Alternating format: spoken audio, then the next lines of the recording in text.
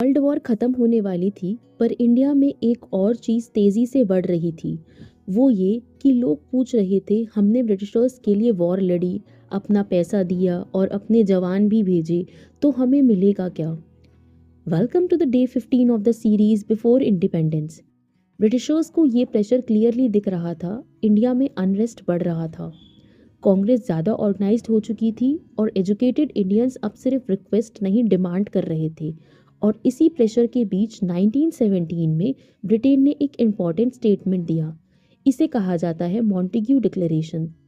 इसमें पहली बार ऑफिशियली बोला गया, इंडिया को धीरे धीरे सेल्फ गवर्नमेंट की तरफ ले जाया जाएगा। सुनने में ये लाइन पावरफुल लगती है, पर एक बात ध्यान देने वाली ये थी कि धीरे धीरे का कंट्रोल पूरा ब्रिटिशर्स के ही हाथ में था।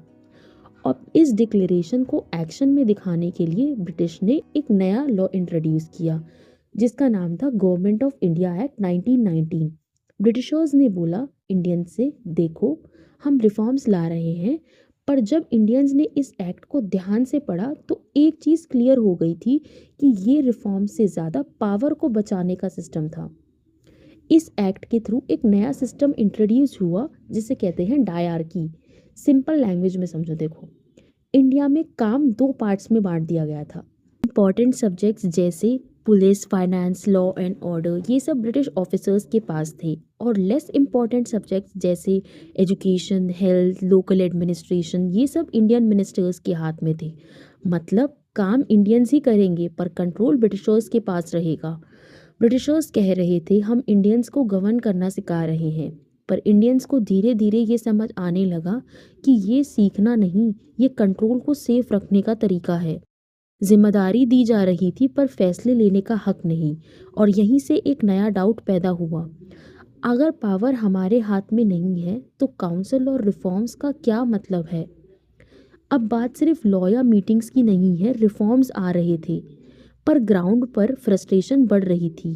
लोग समझने लगे कि जब तक रियल अथॉरिटी ट्रांसफ़र नहीं होती, तब तक हर रिफॉर्म्स आधा ही रहेगा। और इसी रियलाइजेशन ने फ्रीडम मूवमेंट का डायरेक्शन बदल दिया। अब स्ट्रगल सिर्फ पिटीशन तक लिमिटेड नहीं था। लोग इमोशनली जुड़ने लगे और प्रेशर ग्राउंड लेवल पर फील होने लगा।